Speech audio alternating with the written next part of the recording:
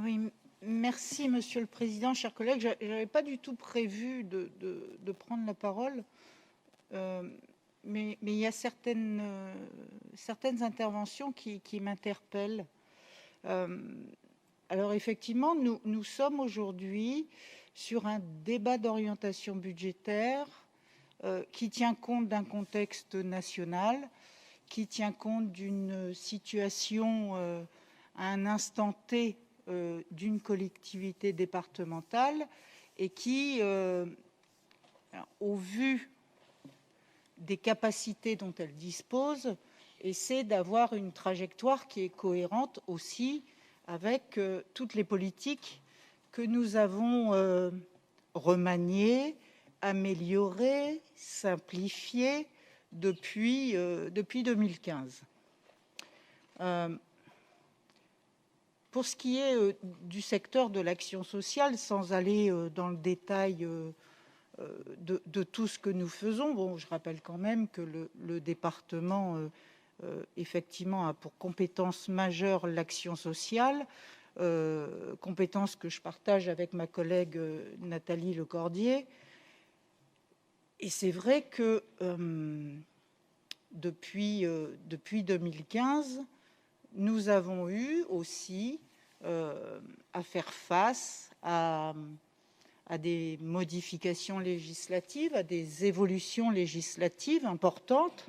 Et nous nous sommes à chaque fois adaptés aussi à ces évolutions législatives, que ce soit en 2015, mais aussi les années qui ont suivi. La loi ASV, par exemple, qui a été adoptée fin 2015, décembre 2015, qu'il a fallu mettre à la hâte en place dans nos départements.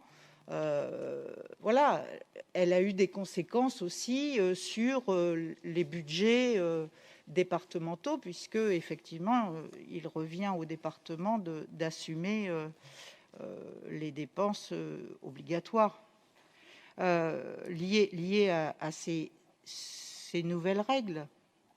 Mais tout ce qui a été fait depuis 2015 n'a pour but essentiel que d'essayer d'améliorer les conditions de vie de nos concitoyens.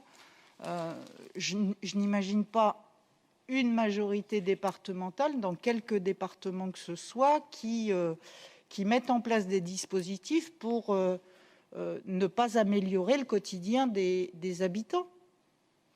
Donc tout ce que nous le faisons au regard de la loi, puisque voilà, nous sommes quand même légitimistes quelque part, et nous nous devons d'appliquer les textes qui, au fil de l'eau, sortent et se mettent en place. Et puis, il y a aussi effectivement la situation financière de la collectivité qui, oui, effectivement, Florence Thibaudot-Reynaud a raison, n'était pas reluisante lorsque nous sommes arrivés à l'exécutif de ce département. Alors, sur des phénomènes récents, la crise Covid-19, vous l'avez tous dit, elle était inattendue, elle a été, et elle l'est encore, brutale, et il a fallu systématiquement faire face, être solidaire et s'adapter. Mais malgré tout, il y a des tas de choses qui étaient engagées avant 2020 et qui, aujourd'hui, se mettent en place. Je pense au plan pauvreté. Je pense, et c'est au début de la semaine, ou la semaine dernière, où on a eu une commission permanente, où on a quand même encore voté 150 000 € de crédits supplémentaires pour aider les structures qui œuvrent dans l'aide alimentaire. Il y a le service public de l'insertion dans lequel nous sommes engagés et qui, je l'espère, à titre expérimental sur sur l'UTAS Boucle de Seine et qui, je l'espère, va très vite pouvoir avoir des effets aussi pour toutes ces personnes qui aujourd'hui basculent malheureusement à cause de la crise sociale, économique que nous vivons, basculent brutalement dans le dispositif RSA. Et donc, nous sommes sur un dispositif expérimental pour lequel nous allons accorder évidemment des crédits importants, que nous avons co-construit avec les services de l'État, avec les services de la préfecture, et encore récemment, nous avons eu le premier comité de pilotage de ce SPI auquel assistait monsieur le sous-préfet, mais aussi tous les acteurs de l'économie que j'appelle, moi, intermédiaire, mais ce sont les structures d'insertion, mais aussi les représentants des entreprises. Donc, tout le monde est conscient de tout ça. Nous savons très bien que ces 30 millions d'euros qui vont devoir être consacrés, malheureusement, à la hausse des bénéficiaires du RSA dans notre département, tout le monde s'inquiète. Mais je pense aussi que si plutôt que d'avoir un regard qui critique, moi je préférerais, et de loin, que l'on s'unisse et que l'on se dise, voilà, qu'est-ce qui est nécessaire ? Puisque nous avons tous, toutes et tous, des expériences sur nos territoires respectifs. Nous voyons bien ce qui se passe.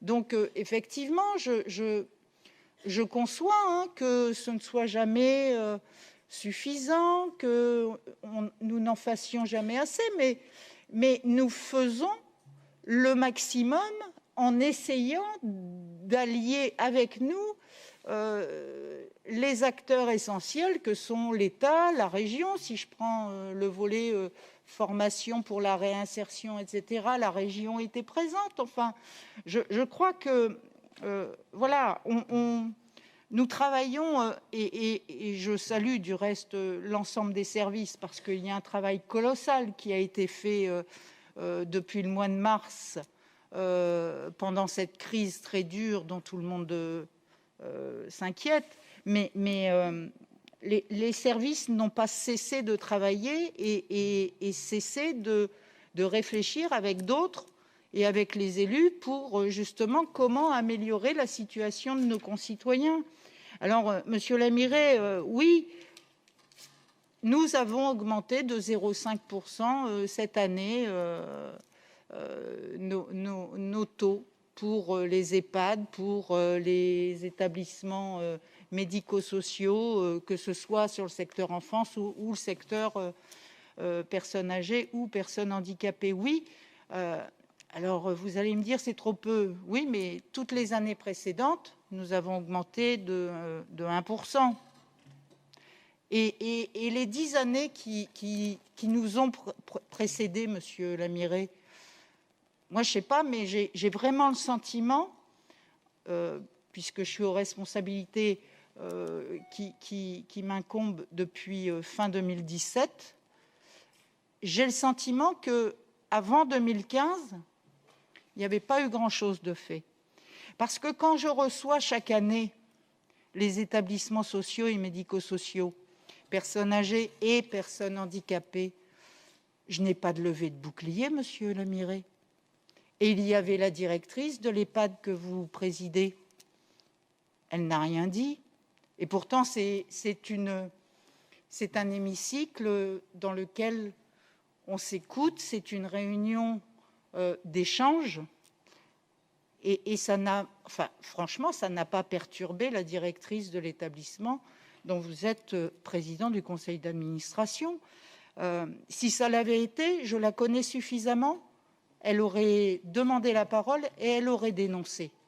Ça n'a pas été le cas, monsieur Lamire. Donc, je pense qu'effectivement, nous faisons des choses. Alors peut-être qu'on ne le fait pas assez savoir, monsieur le président. Peut-être devrions-nous encore plus communiquer et dire tout ce que nous faisons de bien pour ce département. Mais n'oubliez pas non plus qu'on a été attentifs aux soignants, nous le sommes encore. Et nous avons accompagné aussi les professionnels en leur versant une prime Covid.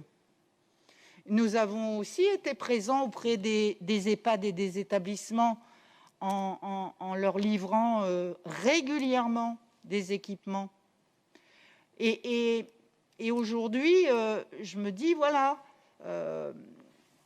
nous faisons des choses, ça ne se sait peut-être pas suffisamment, mais pourtant, quand on va offrir des tablettes dans les résidences autonomie et que certains de vos collègues sont présents, notamment pour la photo, eh bien, ils sont bien contents quand même que le département ait porté ce type d'action.